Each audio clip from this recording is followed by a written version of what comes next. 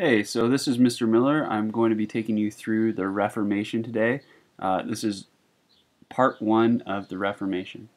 And before we get going, I want to point out that when we say Reformation, we're referring to a time period that's taking place roughly at the same time as the Renaissance, but we are focusing in on the church. And when I say church, I mean the Roman Catholic Church. And reform here, if you look at the prefix or the first part of the word, reform equals change. So something is changing in the church. And so there's really some cracks, both literal and figurative, I suppose, forming within the church, the Roman Catholic Church. And there's sort of three main things that are happening. One, there are political conflicts between the Pope and monarchs. So there's some fighting that's going on between the head of the Catholic Church and monarchs throughout Europe, that is, kings and queens. Two, there's internal corruption within the church, so kind of shady business happening. And three, humanism, which is causing some sort of free thought and a spirit of questioning. So people are beginning to question that ultimate authority that was so powerful for so long in the medieval times. So let's look at the church. Before the Reformation, that is around the 1500s, there were only two major branches of Christianity. We had Roman Catholicism and Eastern Orthodox. And Eastern Orthodox didn't pop up until much later into Christianity. So around 1500, we still only had Roman Catholicism and Eastern Orthodox. And generally speaking, if we're talking about Christianity in the West, we are referring to Roman Catholicism. Now with the Pope's the head of the Catholic Church, and there are a series of popes, one after another, and the Pope is what we call a temporal and sacred leader of the Church during this time, meaning that he was both a political and religious leader. And the Pope claimed to be independent of any king's control, and even was at times dominant over much of Europe, because the Pope had the control to say, if you don't like, or if you do something that I don't like, I'm going to throw you out of the church or excommunicate you. And let's take a look at one issue that started the process of the church kind of breaking apart. So in 1309, Pope Clement V decides that he doesn't want to be in Rome, and he moves to France, Avignon, France, and he begins appointing cardinals, which are the next step down from the Pope. And with these French cardinals, the next 6 popes are elected by the cardinals, and they all happen to be French.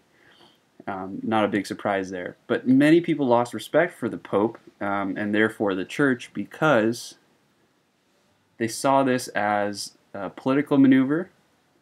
And what did it have to do with the religious aspect of Christianity?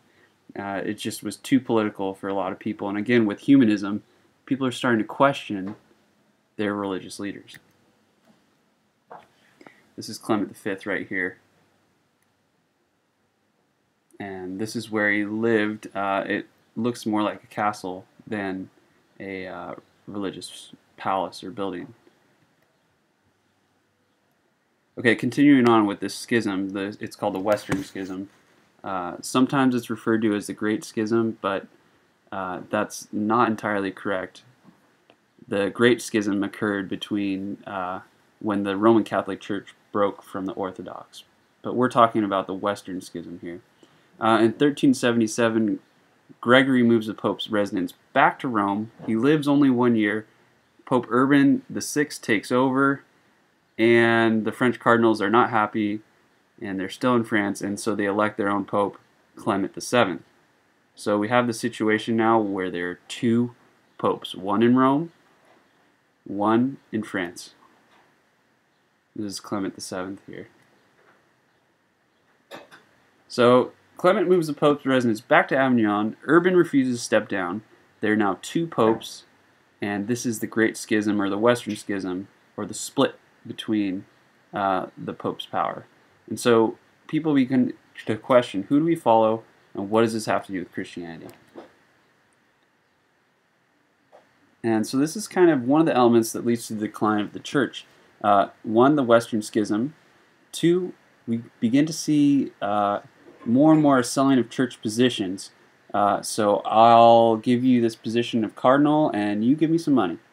And three, the selling of indulgences and relics.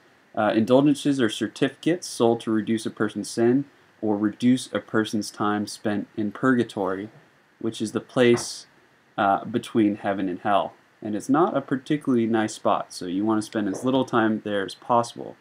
And relics are simply just religious items like a piece of the cross, a bone fragment from a saint, holy water, so on and so forth. Now here's a famous quote, when a coin in the coffer rings, a soul from purgatory springs. And this was said by a person named John Tetzel, and he was sent out by the Pope to collect money for indulgences, for those certificates that would release people from sin. And the reason why the Pope wanted him to go out there and collect this money is the Pope wanted to complete St. Peter's Cathedral in Rome. So the church needs money, Tetzel's looking for it, and this is how he does it, through an indulgence. And the selling of relics. This happened throughout the church. Selling of religious items that would normally be taboo are now being sold on the market like you would sell something on eBay, I suppose. And that's it.